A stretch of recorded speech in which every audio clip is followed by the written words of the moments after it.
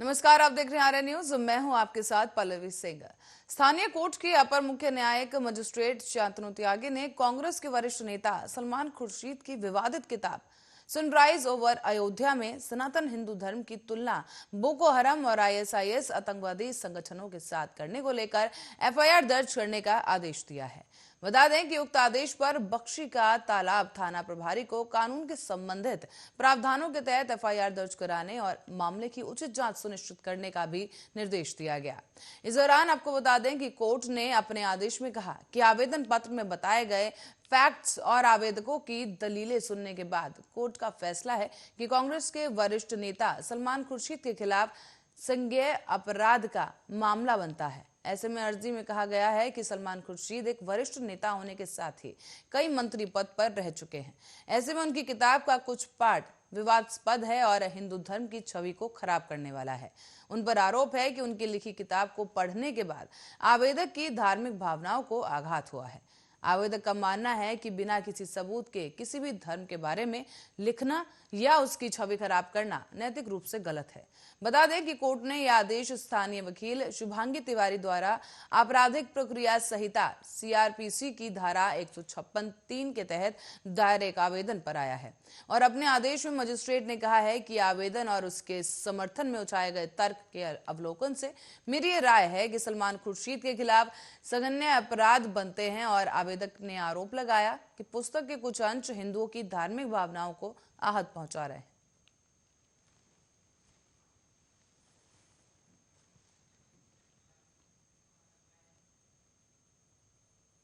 और यूपी विधानसभा चुनाव को देखते हुए प्रधानमंत्री नरेंद्र मोदी लगातार प्रदेश का दौरा कर रहे हैं। प्रधानमंत्री नरेंद्र मोदी आज अपने संसदीय क्षेत्र वाराणसी में कई विकास परियोजनाओं की शुरुआत करेंगे।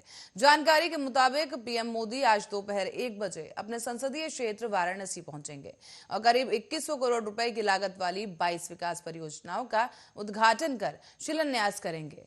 साथ ही आपको बता दें कि प्रधानमंत्री नरेंद्र मोदी वाराणसी के कारखिया में उत्तर प्रदेश राज्य औद्योगिक विकास प्राधिकरण फूड पार्क में बनास डेयरी संकुल की आधारशिला भी रखेंगे। 30 एकड़ भूमि में फैले इस डेयरी का निर्माण करीब 475 करोड़ रुपए की लागत से किया जाएगा। इस डेयरी में हर दिन करीब 5 लाख लीटर दूध के प्रसंस्करण की सुविधा होगी। इससे ग्रामीण अर्थव्यवस्था को मजबूती मिलने के साथ ही किसानों के लिए नए अवसर भी पैदा करने में मदद मिलेगी।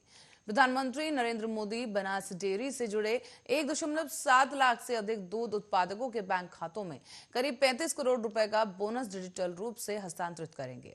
इसके अलावा वाराणसी में रामनगर के दुग्ध उत्पादक सहकारी संघ संयंत्र के लिए बायोगैस आधारित विद्युत उत्पादन संयंत्र की आधारशिला भी रखी जाएगी।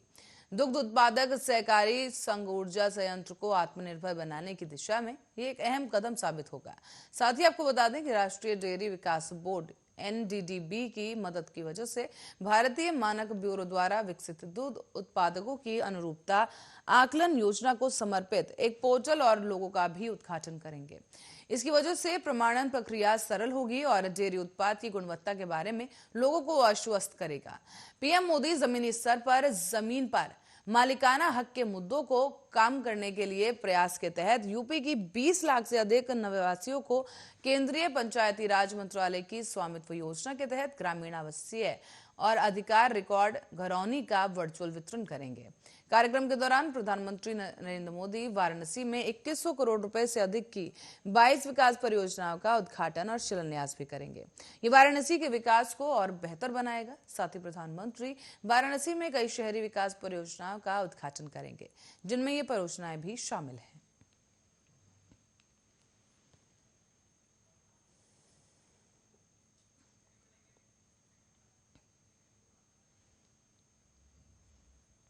तो वहीं देश में लगातार बढ़ते ओमिक्रॉन के खतरे के बीच प्रधानमंत्री नरेंद्र मोदी ने आज कोविड-19 स्थिति की समीक्षा के लिए उच्च स्तरीय बैठक बुलाई।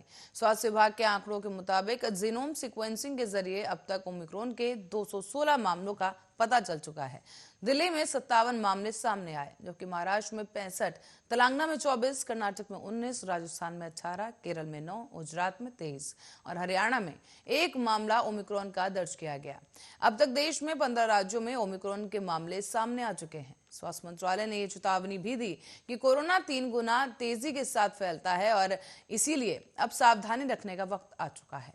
लेकिन इस खतरे के बाद भी देश की राजधानी में या देश के कई हिस्सों में सावधानी नहीं नजर आ रही। यही वजह है कि केंद्र ने भी अब राज्यों को तीसरी लहर रोकने के लिए चिट्ठी लिखकर कहा है कि जिस जिले में 10% से ज्यादा संक्रमण दर हो वहां पर कंटेनमेंट जोन बनाया जाए, रात में कर्फ्यू लगाया जाए, शादियों और अंतिम संस्कार में लोगों की संख्या कम करने के साथ साथ बड़ी सभाओं में सख्त नियम लागू करने की सलाह दी गई।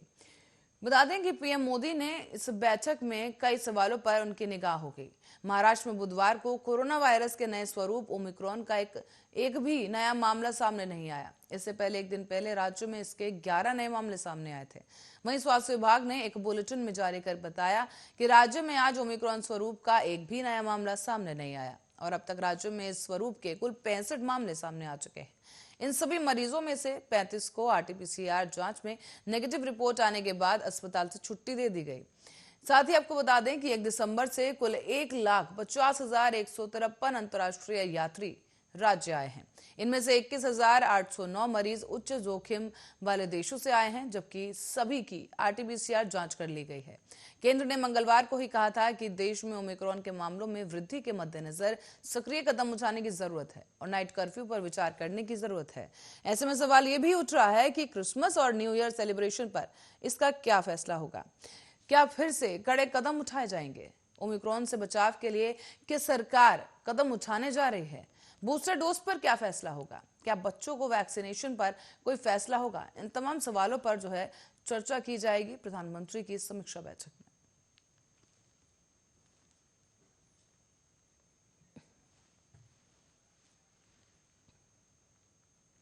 और ओमिक्रॉन का खतरा सर पर आ चुका है। ओमिक्रॉन की चिंताओं के बीच पीएम मोदी आज समीक्षा बैठक करने जा रहे हैं। तो वहीं दिल्ली में लगातार बढ़ते केसेस के बीच मुख्यमंत्री अरविंद केजरीवाल भी समीक्षा बैठक करेंगे।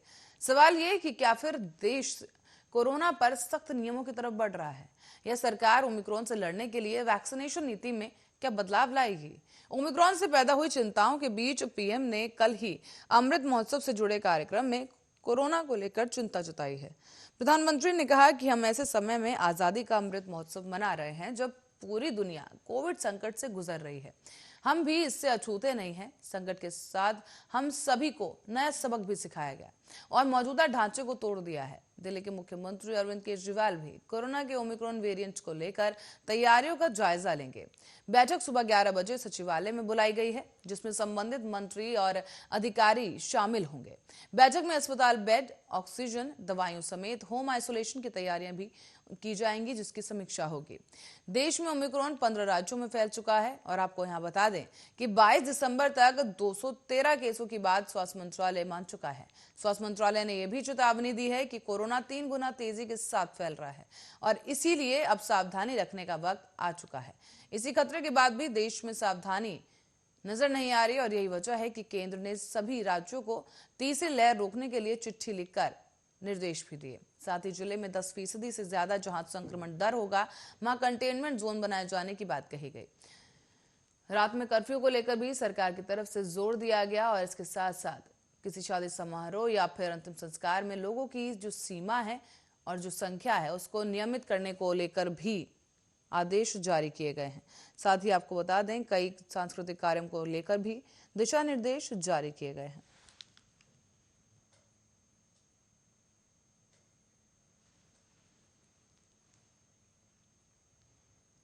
और ओडिशा से गांजे की तस्करी कर मध्य प्रदेश ले जा रहे 4 आरोपियों को पुलिस ने गिरफ्तार किया है। पुलिस ने आरोपियों के कब्जे से 2 क्विंटल गांजा बरामद किया। तस्करी में इस्तेमाल किए जा रहे 3 कार को भी पुलिस ने जब्त कर लिया है। बता दें कि पुलिस को मुखबिर की सूचना मिली थी कि 3 कार में आरोपी गांजे की तस्करी कर रहे हैं, जिसके बाद पुलिस ने चेक पोस्ट पर चेकिंग बढ़ा दी और 20 लाख रुपए का गांजा जब्त कर लिया गया। कांकेर के अतिरिक्त पुलिस अधीक्षक जीएन बघेल ने बताया है कि गांजा तस्करी कर रहे 4 लोगों को गिरफ्तार किया गया। चारों आरोपी एक साथ ही योजना बनाकर कोरापुट ओडिशा से अवैध गांजा खरीदकर ग्वालियर मध्य प्रदेश बेचने के लिए ले जा रहे थे। साथ ही आपको बता दें कि इन चारों आरोपियों के खिलाफ एनडीपीएस एक्ट के तहत कार्रवाई की गई। 3 वाहन से कुल 2 क्विंटल गांजा जब्त किया गया, जिसकी अनुमानित कीमत जो है लगभग 20 लाख रुपए आंकी जा रही है। कांकेर थाना प्रभारी शरद दुबे ने बताया कि तस्करी का मास्टरमाइंड कपिल चकोटिया है, जिसने अपनी मामा संजय के साथ मिलकर ये योजना बनाई थी। पकड़ा गया तो आरोपी दीपक सामंतो मूल रूप से ओडिशा का निवासी बताया गया, जो कि वर्तमान में ग्वालियर में रहता है।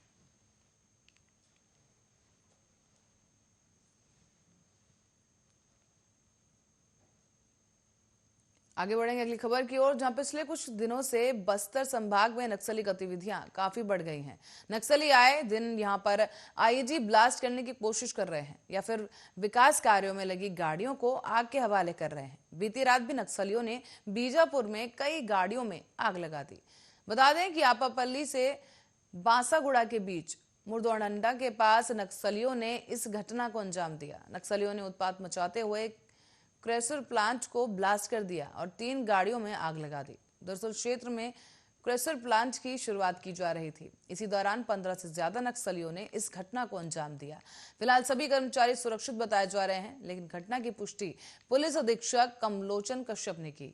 बीते दिनों नक्सलियों ने नारायणपुर के ओरछा मुख्यालय में महज 3 किलोमीटर दूर गुदाड़ी में जेसीबी और 2 ट्रैक्टर को आग के हवाले कर दिया। ग्राम पंचायत की ओर से सड़क मरम्मत काम में इन गाड़ियों का इस्तेमाल किया जा रहा था। इसी दौरान नक्सलियों ने इस घटना को अंजाम दिया था। नक्सलियों की आगजनी के बाद इलाके में भी खौफ का माहौल है। इससे पहले 27 नवंबर को नारायणपुर में ही नक्सलियों ने सरपंच पति की हत्या कर दी थी और एक जेसीबी वाहन को भी आग के हवाले कर दिया था। लगभग 30 नक्सलियों ने इस घटना को अंजाम दिया था और बड़ी संख्या में नक्सली करमरी पंचायत पहुंचे थे, जिसके बाद नक्सलियों ने पहले सरपंच पति बिरजू सलाम को मौत के घाट उतार दिया और फिर प्रधानमंत्री सड़क निर्माण कार्य में जो गाड़ियां लगी थी उसे आग के हवाले कर दिया।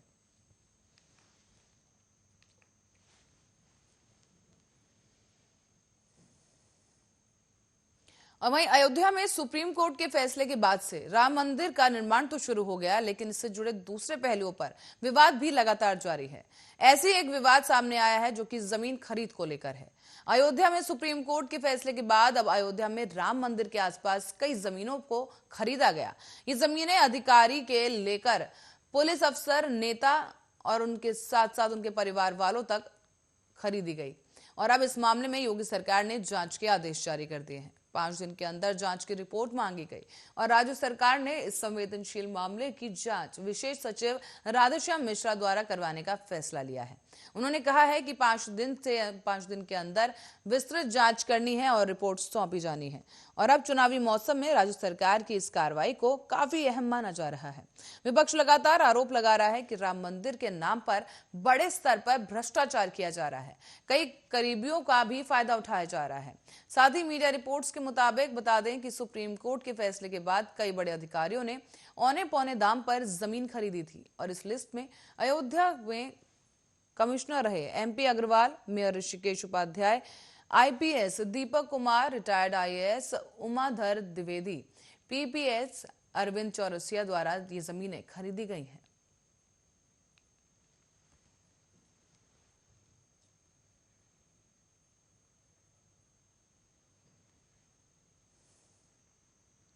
और अगले साल 5 राज्यों में चुनाव होने हैं। इससे पहले सोमवार को लोकसभा में चुनाव अधिनियम संशोधन विधेयक पारित किया गया, जिसके बाद अब एक बार फिर से विपक्ष केंद्र पर हावी हो रहा है और बयानबाजी भी तेज हो चुकी है। बिल के कुछ प्रावधानों और विपक्ष की आपत्तियों के बारे में विस्तार से समझने के लिए देखिए ये रिपोर्ट।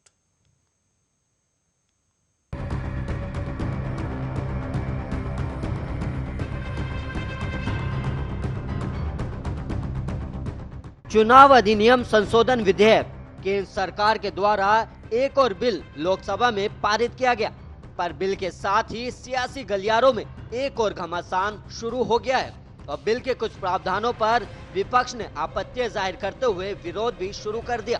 दरअसल अगले साल 5 राज्यों में चुनाव से पहले बीजेपी सरकार ने बड़ा कदम उठाते हुए लोकसभा में चुनाव अधिनियम संशोधन विधेयक पेश किया और इसका मकसद वोटर आईडी को आधार कार्ड के साथ जोड़ना है, तो वहीं कानून मंत्री किरण रिजिजू ने बिल पर चर्चा के लिए इसे निचले सदन में इंट्रोड्यूस किया और विपक्ष के भारी विरोध के बीच ये लोकसभा से पारित हो गया और बिल के आते ही बिल के कुछ प्रावधानों पर विपक्ष को काफी आपत्ति है और उसने बिल को संसद की स्थायी समिति के पास भेजने की मांग की है।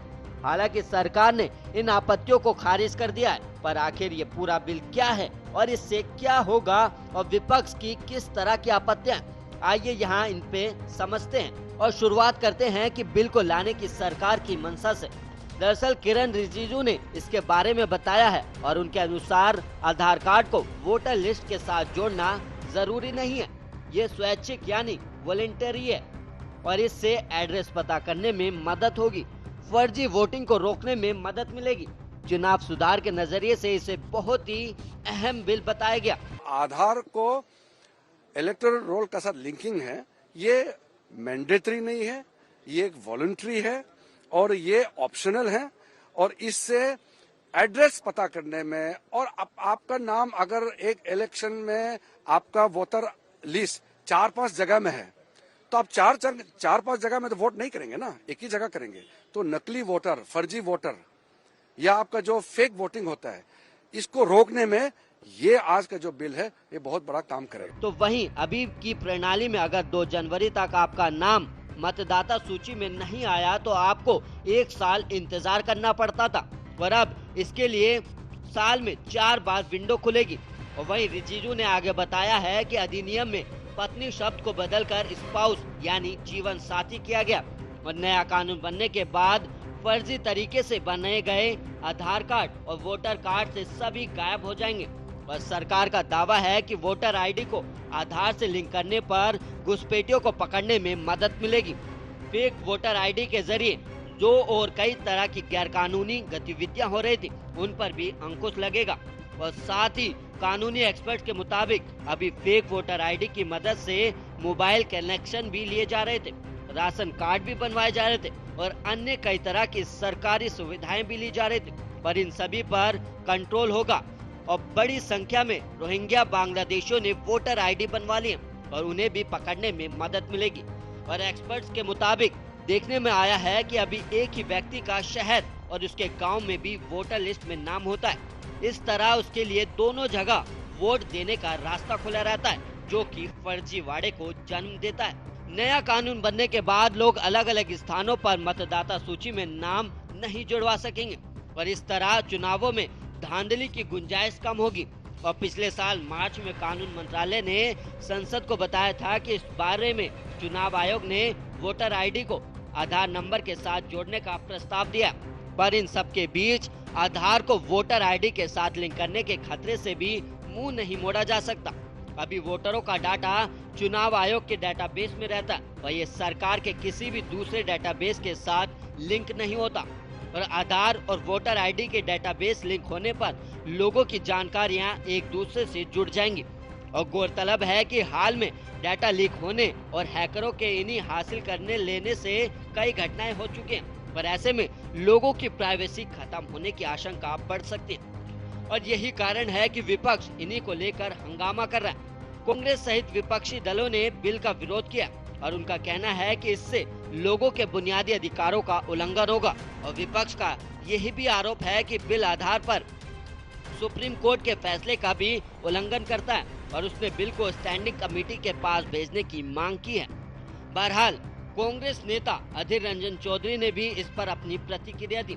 उन्होंने कहा कि इतनी हड़बड़ी किस बात की है, आज ही बिल लाना और आज ही इसे पारित करना, इस जल्दबाजी से लगता है कि सरकार के इरादे ठीक नहीं है। उत्तर प्रदेश चुनाव में इस बिल का गलत तरीके से इस्तेमाल किया जाएगा, पर सवाल ये कि विपक्षी पार्टियों की ये चिंता कितनी सही है, जनता को इस बिल से कितना लाभ मिलेगा और इस बिल को लेकर और कितना बवाल होगा, ये तो देखने वाली बात होगी। Special report Arya news.